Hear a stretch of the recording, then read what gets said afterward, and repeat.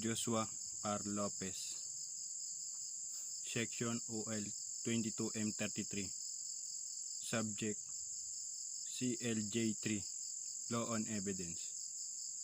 What is burden of proof?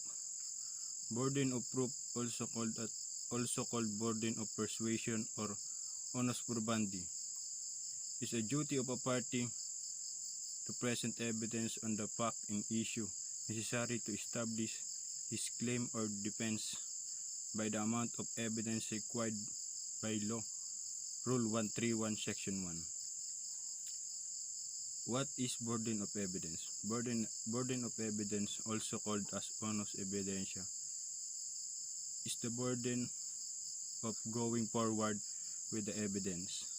What is the difference between burden of proof and burden of evidence? Burden of proof never shifts, and it remains with the party upon whom it is imposed, while burden of evidence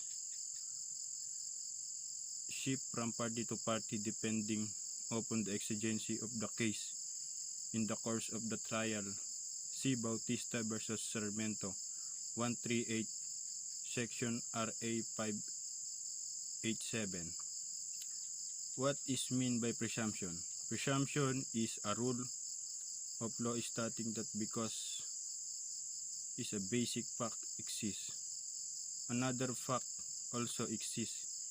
It is an inference as to the existence of fact not actually known, or a conjecture based on fact experience as to the what course human affairs ordinarily takes. What is the two classes of presumption? Presumption in law is an inference as to the existence of fact not actually known, arising in usual connection with another which is the known fact. Presumption of fact is a declaration which reason draw fact from fact proved without an express direct to the expert to the effect. Give two examples of conclusive presumption. Whenever a party has, by his claim on declaration, act or omission intentionally and deliberately led to another to believe a particular thing true, and to act upon such belief, he cannot in any litigation arising out of such declaration, act or omission be permitted to falsify it, also known as estoppel in Paris or equitable estoppel. B. The tenant is not permitted to deny the title of his landlord of the time of commencement of the relation of landlord and tenant between them, also known as estoppel against tenant. Give at least 10 examples of dispute presumption. That a person is innocent of crime or wrong. 2. That an unlawful act was done with an unlawful intent. That a person takes ordinary care of his concern. That money paid by one to another was due to the latter. That a thing delivered by one to another belong to the latter. That an obligation delivered up to the debtor has been paid. The official duty has been regularly performed. The private transaction have been fair and regular.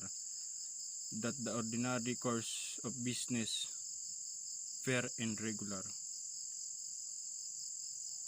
That the writing is truly. Who can contest the legitimacy of a child born to wife? Only the husband can contest the legitimacy of the child born to wife. What is a doctrine of res locator? State the requisite the doctrine to apply. Res locator was caused by locator is a Latin phrase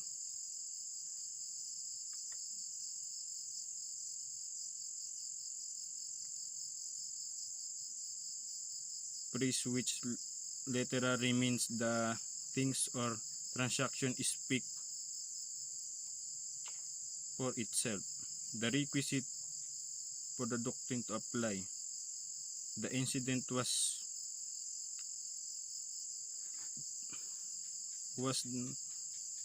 of type of does not regularly what happened without negligence. It was caused by instrumentality solely independent control. The plaintiff did not contribute to the cause.